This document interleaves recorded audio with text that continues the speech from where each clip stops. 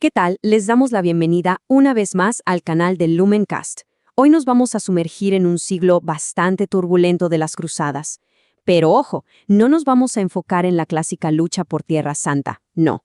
Vamos a explorar el momento exacto en que ese ideal cruzado se empezó a quebrar, a fracturarse por dentro, carcomido por la ambición y la traición.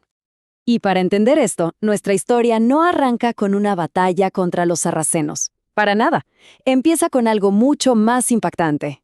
Un acto de traición. La conquista de la ciudad cristiana de Constantinopla en 1204. Lo que se suponía que iba a ser un gran triunfo para la cristiandad, pues terminó siendo el presagio de su propia decadencia. Así que vamos a seguir este camino, un camino bastante trágico, de una guerra santa que perdió completamente el norte. Veremos cómo una victoria se hizo cenizas, cómo la misión se fue diluyendo en frentes que nadie esperaba, cómo un excomulgado logró lo que ejércitos enteros no pudieron, y cómo el último gran intento de un santo solo sirvió para confirmar el fracaso de todo un ideal. Bien, empecemos. La Cuarta Cruzada dio vida a un nuevo imperio latino. Suena impresionante, ¿verdad? Pero la realidad es que sus cimientos estaban construidos sobre arena. Esta supuesta victoria fue desde el primer día una catástrofe anunciada. Y es que, desde que nació, este imperio fue como una casa dividida, asediada por enemigos por fuera y consumida por luchas por dentro. Su destino, la verdad, ya estaba sellado, y quedó perfectamente reflejado en la trágica historia de su primer emperador, Balduino. Pensemos en esto. El imperio no era un estado unido, para nada. Era un campo de batalla de intereses que chocaban entre sí. Imagínense. Apenas conquistaron la ciudad, los líderes cruzados ya se estaban peleando por el botín. Un caso clarísimo fue el del emperador Balduino y Bonifacio de Monferrato, que se disputaron a capa y espada el control de Tesalónica. La división fue inmediata. Y claro, esta conquista se vio a través de dos lentes que no podían ser más distintos. Por un lado, el cronista cruzado Bill Hardwin contaba hazañas de honor y valentía. Pero, por el otro, el historiador griego Nicetas solo veía una tragedia. Lamentaba la calamidad y encontraba presagios de ruina en cada piedra de su ciudad. Dos mundos, una misma conquista. Y aquí es donde la cosa se complica aún más. El concepto mismo de cruzada empezó a deformarse. La Guerra Santa ya no era solo para recuperar Jerusalén, no, ahora se había convertido en una herramienta política, súper útil para expandirse y conquistar en frentes muy, pero muy distintos. De repente, el término se empezó a aplicar para todo. Se lanzaron cruzadas contra los cátaros en el sur de Francia, que eran cristianos pero considerados herejes. Y al mismo tiempo, se libraban guerras santas contra las tribus paganas allá en los fríos bosques del Báltico. El ideal se había diluido por completo. Y esta expansión del ideal cruzado, pues, llevó a unos choques culturales profundos. Los caballeros teutónicos se encontraron de pronto luchando en los bosques de Prusia contra un pueblo cuya visión del mundo era, completamente ajena. Un mundo lleno de dioses de la naturaleza, rituales ancestrales, hasta un dios para proteger el gallinero. Mientras la idea de cruzada se dispersaba por toda Europa, el esfuerzo principal en Oriente se hundía en el desastre. La Quinta Cruzada es el ejemplo perfecto de cómo un mal liderazgo, una mala estrategia, puede transformar una victoria que parecía prometedora en una humillación total y absoluta.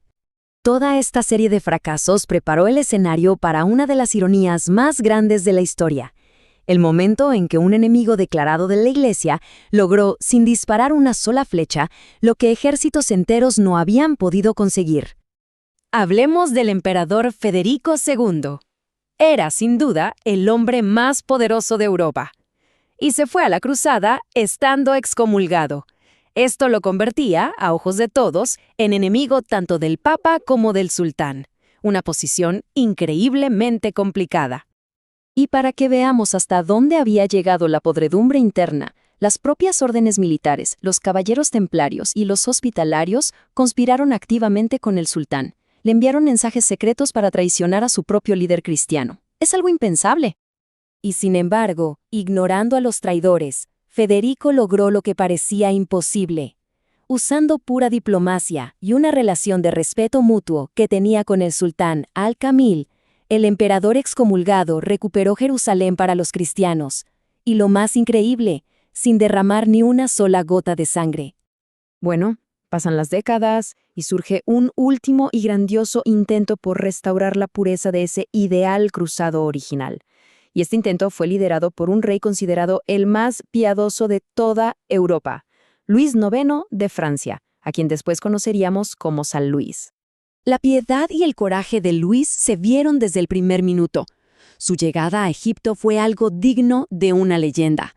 Se dice que, impaciente por desembarcar, saltó de su barco con el agua hasta los hombros y lideró una carga tan feroz, tan inesperada, que la ciudad de Damieta fue capturada casi sin oponer resistencia. Pero como ya se va haciendo costumbre en esta historia, esa victoria inicial se envenenó muy rápido. Los mismos vicios que habían condenado a las cruzadas anteriores, la codicia, la arrogancia, la indisciplina, empezaron a pudrir al ejército desde adentro, durante esa larga y ociosa espera en la ciudad que acababan de capturar. Al final, la cruzada de San Luis, que había empezado con tanto heroísmo, terminó en un desastre total. Su ejército fue destruido, él mismo fue capturado y tuvieron que pagar un rescate enorme por su liberación. Quedó más que demostrado que ni siquiera el cruzado más perfecto y devoto podía salvar un ideal que ya estaba corrupto hasta la médula. Este viaje, desde la primera cruzada hasta este punto, nos muestra una transformación radical. Lo que empezó como una peregrinación espiritual, una causa sagrada, se había convertido en una empresa humana, muy humana, profundamente imperfecta, y la mayoría de las veces, autodestructiva. Entonces, ¿cómo es que una misión que se consideraba sagrada termina en una tragedia tan humana?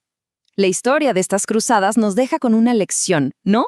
Nos enseña que la ambición, la codicia, las divisiones internas, todo eso tiene el poder de corroer hasta la causa más noble y convertirla en un trágico ciclo de destrucción.